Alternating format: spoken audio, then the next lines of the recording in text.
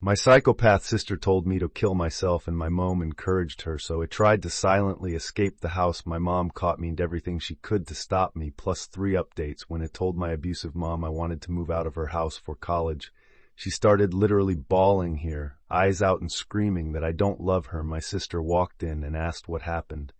My mom screamed that I don't love her and want to move away. My sister took out her phone and completely unprovoked sent Meth the following DM: "You dumb.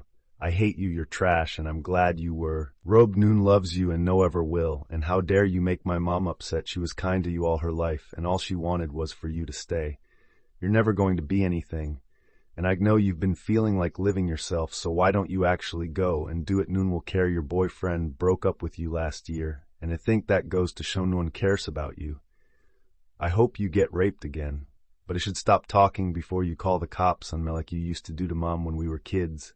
There's so much I'd love to say to you, but I don't want to be a bully." When I read the Tis started crying, and when my mom saw me crying, she started laughing uncontrollably and calling sister hilarious.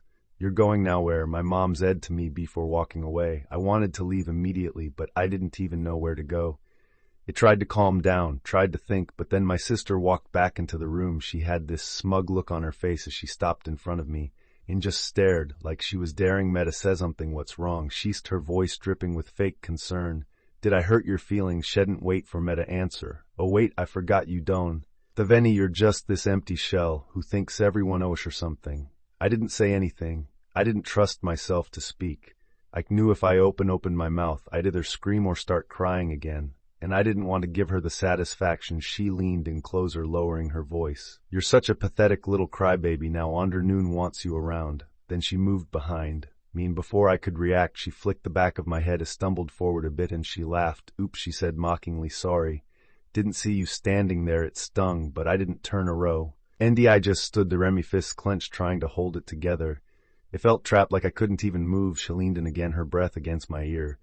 "You know, you really should do everyone a favor and just disappear. You'd be doing us all a huge favor." I closed my eyes, wishing I could just disappear into the floor, wishing I was anywhere. But here she pulled back and laughed again, a harsh, mean sound. "Yeah, that's what it hot. Go ahead, keep pretending you're all brave and tough, but well, no, you're just a coward." She turned and walked away, leaving me standing the rest, still shaking my head, waist throbbing where she'd flicked it, but it was nothing compared to the heaviness in my chest. I took a deep breath, trying to steady myself. I knew I had to get out of here, but I didn't know how. My mom was right. I was going nowhere that night. I went back to my room and locked the door. I knew I had to get out of the I couldn't stay in this house anymore. It was like being trapped in a nightmare. I couldn't wake up from eyes on the edge of my bed, staring at the blank wall in front of me, trying to figure out what to do next. I knew I couldn't just walk out the front door. My mama, Andy's sister, would stop me and needed to plan something solid first. I grabbed my phone and opened the messages from my sister. It took screenshots of everything. I didn't know if I'd need them, but I wanted proof, just in case it felt weird, like I was building a case against my own family. But they'd left men a choice. I saved the screenshots in a hidden folder, then backed them up to my email. After that, I started going through the other messages. My sister had sent me a lot of awful stuff over the years, and I saved those too. Every insult, every threat. It was a lot. I tried not to read them too closely because I knew it would just make me cry again, and I needed to stay focused. Next, I made a list off things I needed to take with me: clothes, my laptop, a few books, some cash I'd been saving up from my part-job. I had about $400 stashed away, not much, but hopefully enough to get me started somewhere else. I started packing a small bag, keeping it quiet so no one would hear. I rolled up some cloths and stuffed them in along with my laptop and charger. I shoved the cash deep in my backpack, under everything else. My heart was pounding the whole time, like I was doing something wrong, but I kept telling myself I had to do this. I couldn't stay here and keep pretend. Everything was okay. As I was zipping up the bag, I heard footsteps coming down the hallway. It froze my heart in my throat. The doorknob rattled, and I realized I'd forgotten to unlock it. To open the door, my mom's voice came through, sharp and annoyed. I hesitated for a second, then forced myself to get up and unlock the door. She pushed it open and stood there, arms crossed, glaring at me. Her eyes flicked to the bag on my bed, and I could see the realization dawning on her face. "What the hell do you think you're doing?" she demanded. I tried to stay calm, tried to think of something to say. Why, but I could feel the panic rising in my chest. "I'm just packing some stuff," I said, my voice is shaking a little, for college. "I just wanted to be ready. Don't lie to me." She snapped, stepping into the room. You think you're leaving after everything I've done for you. You're just going to walk out, is wallowed hard, my mouth dry. I'm not trying to leave right now. Is Ed forcing a smile? I was just getting things together. I'm not going anywhere. She didn't believe me. I could see it and hear. Yes, she took a step closer, her face inches from mine. You think you're so smart, don't you think, yo? We're going to run off and have this perfect little life. Well, you're not going anywhere. I know, Mama's Ed, keeping my voices up. I'm staying here. I'm sorry. I hated saying it, thatted pretending, but if I didn't, she'd make everything worse. She looked at me for a long time here, yes, boring into mine like she was trying to see. If I was lying, I forced myself to keep looking back, to keep my expression calm. Finally, she stepped back, her lips curling into a sneer. That's right, she said. You're not going anywhere. You belong here with your family. Don't you forget that. I nodded, trying to look as defeated as. It felt I won't forget. As Ed quietly, she gave me one last glare before turning and leaving the room, slamming the door behind her. Latauda. Shaky breath, feeling like I'd just run a marathon. My hands were trembling. As I finished packing, stuffing a few more things into the bag, I wasn't going to leather. I wasn't going to stay here and let them destroy me. I didn't know how I was going to do it, but I was going to get out of this house. I had to, even if it meant sneaking out in the middle of the night. I was going to leave. I wasn't going to let them break me anymore. I'm escaping this house, and I don't care what I have to do in order to do it. Something. It should also mention is that I have been able to secretly contact an acquaintance of mine. It told her about my family situation, and she and her family kind of know my mom, and they told me they would be willing to take me if they made my way down to the man, and didn't tell anyone where I was staying. That's where I'm going. Update 1. My hands are shaking, but I am a month away to a domestic violence shelter. I am very afraid the family who is going to take me, and said that my mom is way too scary when she's mad, and in case she finds out where I am, they are afraid she's going to do something crazy to the man. They don't want to take that risk. I'm very upset with Em about this. She didn't even have to know I was there. How could she have found out? They live miles and miles away right now. I look like a mess, and it's because it all happened fast the night I left. My mom saw me walking out the door. A vase was thrown at me by her, and nasty things were said. My life was threatened by her. I didn't even have time to show her or anything. I look and smell awful. Update 2. I am at the ER getting my medicine. The domestic violence shelter is paying for it. I'm afraid of getting judged because I actually rolled out of bed and look awful, but I had to escape this. Helter itself is spready nice. It's sonus not being yelled at, or literally fearing for your life when you gotta sleep. The only downside of it's that it gives me 30 days before I have to leave it. Luckily, I have a job interview lined up.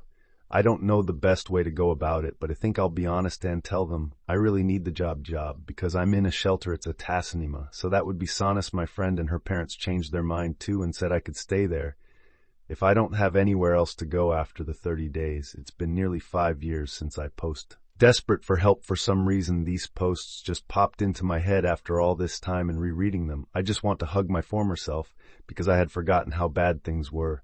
I also want to all of you for helping me. I wrote down the advice you gave me and I used it. I really did. So here goes the last update to this saga, and it's a happy one. The shelter that I stayed in was very nice and brand new. The staff told me how cramped the other one was, so I'm very lucky that I arrived in it. After the first day, my nerves relaxed, and I could just breathe. There were about 7 other women there, and we each had our room with a nice bathroom. I was the youngest there, and the other women gave me advice about life, and they even did my makeup for interviews. We each took turns cooking per the rules, and we developed a nice rapport. The staff was so amazing, and they also talked to me about life. I felt so safe at this place because of the security. Oh, I almost forgot, a church group came to give quilts they had made for us. And I still have mine. Sometimes I snuggle with it and think of how far I've come.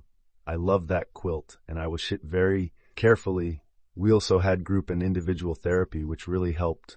I know every domestic violence shelter experience isn't like this, but please don't be afraid to just leave when things get bad. Family abuse counts as domestic violence. I was able to find a job that paid more than the movie theater offered, and I told them that I didn't plan on going back to school in the future. Yes, it was Ailey. But there was no way I could afford rent by working at a movie theater. I decided to look for my own place instead of just staying with the friend that offered, because in needed ability, and if things got bad, I didn't really have a support net and would have to start over. I had no reason to think things would go bad, but after leaving such a bad situation, I guess nothing felt secure for me. I rented a room, and my roommate was never home because he was a truck driver. I didn't feel very comfortable staying with an older man. I didn't know, but I had very few options. She was very nice, and because our schedules never aligned, we left each other goodbye notes since we couldn't do it in person. I still have his note. I did go back to school the next semester when my medical leave was over, not at my original school. It felt like it needed a fresh start, and my family knew about the old school anyway, so I applied to different schools. I got into a great school. It told my story of everything I had survived in the essay. When my sister told me that I wasn't going to be anything, she was wrong, and I think she knew she was wrong in her assessment of me. I graduated this year, and I have stability that I've never known before.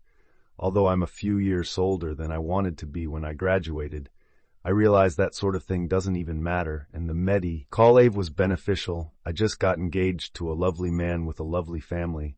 They always tell me they're my family, and I'm so close with my future mother-in-law. I had food poisoning for the first time a few days ago, and my fiancé left the house at 2 a.m. to get Pedialyte just to make sure I was hydrated, and when I felt like I was never leaving the bathroom, he told me he was going to make lentil soup for me. I didn't have to ask or even say anything. When I was kid and vomiting, my mom told me to go back to sleep. It feels nice to be treated this way, and sometimes I catch myself saying you don't have to when he tries to do something nice to me anyway. He has 6 siblings and they're like the siblings.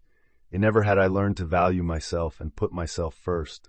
I wasn't loved, and so I do things for myself that I didn't get. Noon made me feel special, so I do it myself and make it a point to buy flowers for myself weekly. A therapist recommended this to me, and it makes a difference. Noon cared that I was sick, so I make sure that I rest and relax without disruptions when I'm sick.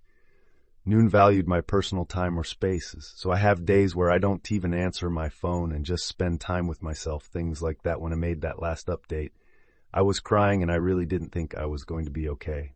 I was at a shelter with a 60-day stay, and I thought there was no anything beneficial could happen in 30 days. I was very depressed and hopeless, and I had no idea things would have gone in such a positive direction. Thank you for joining me on this journey.